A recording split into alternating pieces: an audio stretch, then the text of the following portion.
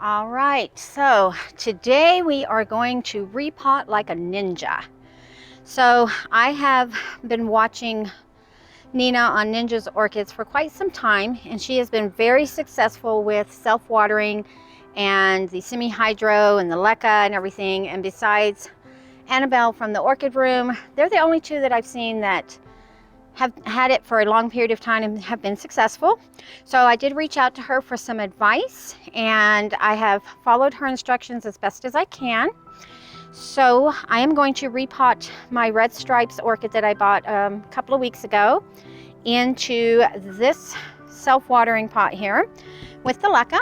So I did purchase the LECA off of Amazon. I'll put a link in the description down below of the brand, and I have no affiliation with either Amazon or the brand. So what I did after many emails back and forth with Nina, and thank you so much for your patience, I boiled it. I had tried LECA in the past, however, I was not successful because I did not know how to leach it. I thought you just had to boil it once and then you could use it. I didn't know that there was a whole process and a TDS reading and all that stuff. So I got with Nina and she's kind of walked me through what to do.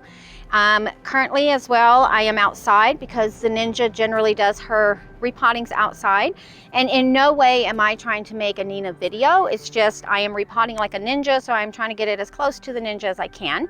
Currently it is 103 degrees out here in Denver, Colorado today with a 10% humidity. I brought my little reader out here just to see. So I am going to go ahead and get this started. The leaves are warm. They're not hot, but she is a little warm. So like I said, I did boil the LECA and then I did let it sit, and then the reading was about 179, 199, and I changed the water for a couple of days and the reading kind of stayed there, so I boiled it again. So I boiled it twice actually, and the last time I read it, it was at about 98 to 101. It kind of kept fluctuating. None of this LECA is floating, so it's all been absorbing water and it's a pretty good quality. There weren't a lot of broken pieces. There are mixed pieces. I did not pick out the big pieces and the little pieces. Again, I'm just experimenting with this to see how this is going to work. Nina uses RO water. I use distilled water that I buy at the store. I do have some in this bucket here. And then I have had my red stripes soaking in CalMag bare root because I've already cleaned off all the moss and everything that she came in, and I let her sit in that overnight. So let me go ahead and pour this water out here, and I'm not cutting any of the roots. I've done all that cleanup. Everything is fine except for I do see one here that, and did I bring my Fiskars? I did not, but that's okay. We'll just take that velamen off of there. Let me lay her down. Should be pretty easy. Yep, it was pretty easy snap off. All right, so other than that, she has beautiful root system, as you can see. And she does have another spike growing here. So what I might do, just because I don't want her putting all her energy into maintaining this spike and trying to grow that spike, is I might cut this spike in a day or so, just enjoy it for a couple more days, because I do see she's trying to branch right there. So I probably will cut this one and then see how she's doing once this one starts to mature. And this one might not even continue growing after this repot. All right, so let's get started. This is the wick that came with the pots. It is out of cotton and it absorbs really, really quick. So that is what I am going to use. I did, again, reach out to Nina and I said, hey, it came with this cotton wick. Do you think it'll be fine? It wicks really well, really quick. Or should I use microfiber, because I know that's what she uses. And from her advice, she said, no, it should be fine because it is going to be slow to degrade. And it has plenty of wicking factors. So let's just lay her there and make sure I have my wick nice and even. Set her in there, and I am also going to make my wick float because, as Nina has found out, that is the most gentle for the transition to this. Put a little bit more in there, and this is just plain distilled water. Like I said, I've had her soaking, so I'm not going to add anything. Let's see, set her in, and then let's just start putting our LECA in here. So when I did this before, again, I didn't know to leach the LECA and let it set and let it completely hydrate, and the LECA dried out really quick. I lost quite a few phals, not just the phals, but I tried it with some cattleyas.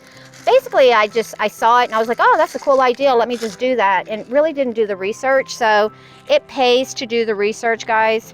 Especially if you're trying to go from a new media, what you're not used to, it's a good idea to do your research. Reach out to those people who've been successful and get some tips and tricks from them and see what they recommend. All right, and you know, this might not even work. I may end up going back to putting her into bark, but I thought I'd try it because if it works, then that will help. Let's see, I think I have too much water in here, guys. Let me pour some of this water out. All right. I think, though, this will help with my phals because they are such heavy drinkers.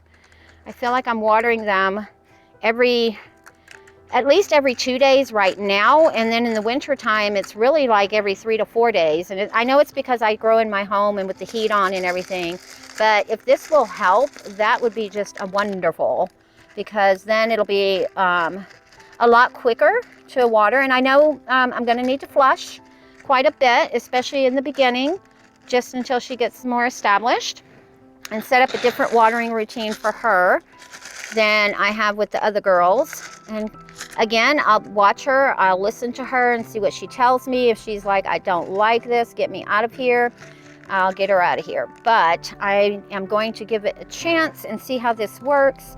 Like I said, I've been watching Nina for a while now, as well as Annabelle, and she hasn't posted a video in a while. I hope she is okay. But her phals look amazing, just amazing. So let me pick some of the smaller ones now so I can get them where I need them, because I'm getting all big ones. There we go.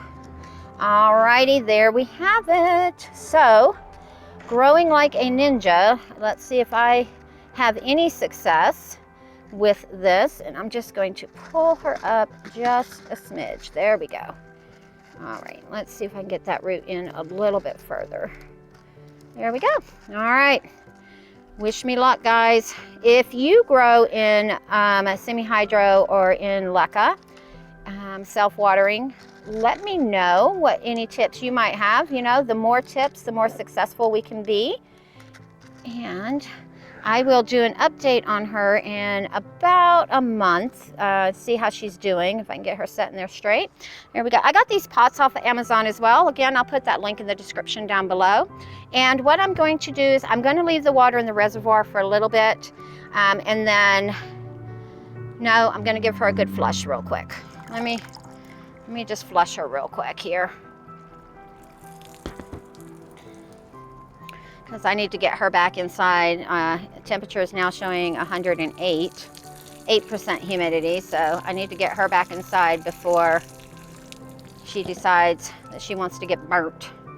All right, and then put that there, and then put some more water at the bottom here in a few minutes, and there she is. I sound like a pirate there. There she blows.